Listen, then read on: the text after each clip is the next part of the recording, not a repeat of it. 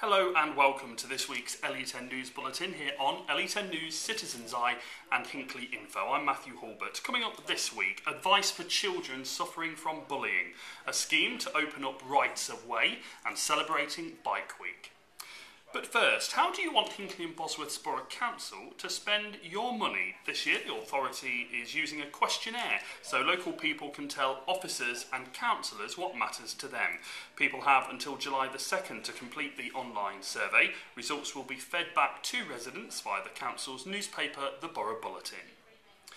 Next this week, children in Leicestershire schools can receive confidential advice about bullying by contacting a virtual agony aunt. Ask Dave is a service run by Leicestershire County Council for children and young people who need support and advice about bullying. The County Council is urging young people not to suffer in silence and instead to take advantage of the anti-bullying service. All children and young people need to do is to email askdave@les.gov.uk. That's askdave@leics.gov.uk if they have any worries about bullying. Emails are checked towards the end of every working day, Monday to Friday, and an emailed reply is sent within 2 working days. Those who write in will receive advice and information about further local services which may be able to help. Now, though Dave offers virtual confidential advice to help young people, he is actually a real person. He's an educational psychologist at Leicestershire County Council with time allocated to working on anti-bullying measures.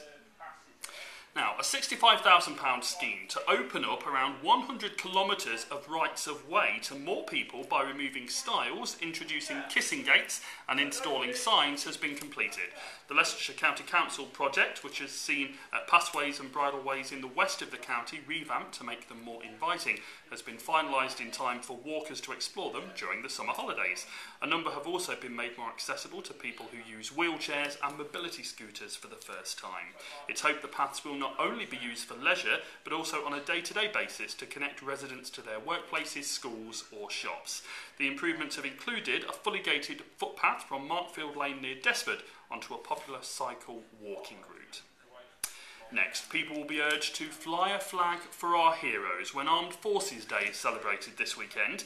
In Hinckley and Bosworth, the celebrations will focus on Thursday 24th of June when a special service is held at Hinckley St Mary's Church. The service, which begins at 12 noon, will pay tribute to the men and women who have served in the UK's armed forces. Hinckley's Army and Air Force cadets and the Royal British Legion will also be present.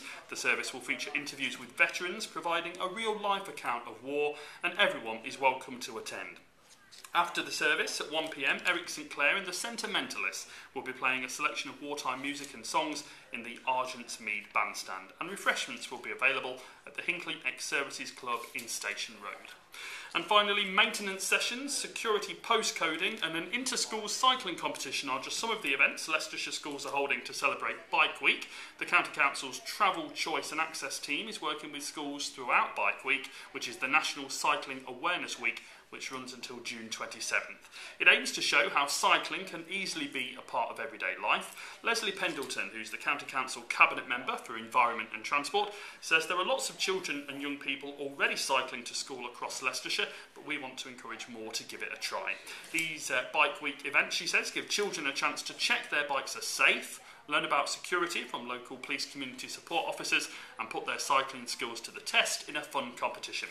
She continued, cycling not only helps to reduce the number of cars at the school gates, but offers real health benefits too. And that's Le10 News for this week. I'll see you again next week.